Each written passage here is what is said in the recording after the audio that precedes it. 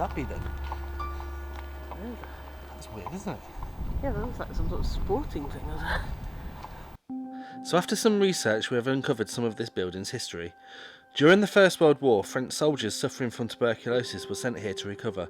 After the war, it became the region's civil sanatorium. The large outside section shown here was where the patients were wheeled out in their hospital beds to spend the day taking in fresh air. This was the only known treatment until the 1940s.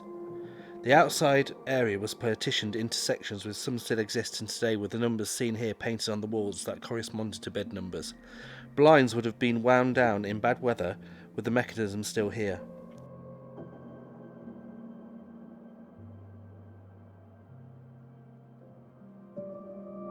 The original toilets, built over 100 years ago, still exist and are a real time capsule.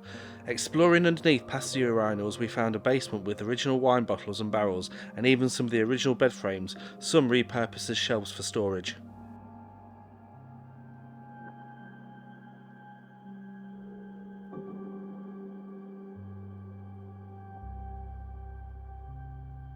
We discovered that two large rooms situated inside the old part of the chateau were the original wards, accommodating around 40 patients in each, with the beds positioned on either side and a desk in the middle for the matron. Normally a wood burner would be positioned at each end to provide the only source of heat. Knowing that the sanatorium had to have a mortuary, we were left puzzled as we couldn't find it. After some research and a revisit, we realised that we had overlooked one building. The workshop used by the maintenance men must have been repurposed when the sanatorium closed and the general hospital opened in around 1975. What is now occupied by a workbench and electric board was housed the post-mortem room. You can still see where the examination tables were positioned and the old drainage system taking the waste liquids out to a tank in the back of the building.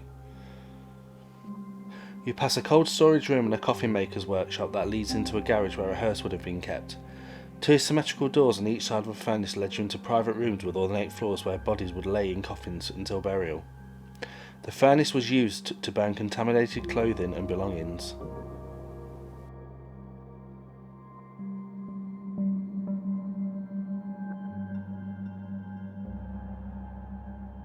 The sanatorium had its own cemetery that was located away from the hospital in the countryside.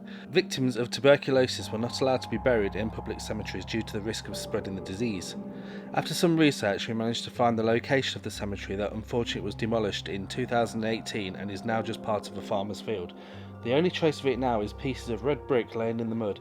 Interesting, the cemetery is still showing on Google Street Level maps. The remains of the soldiers were reburied in the local village and the civilian remains were put into the communal ossuary.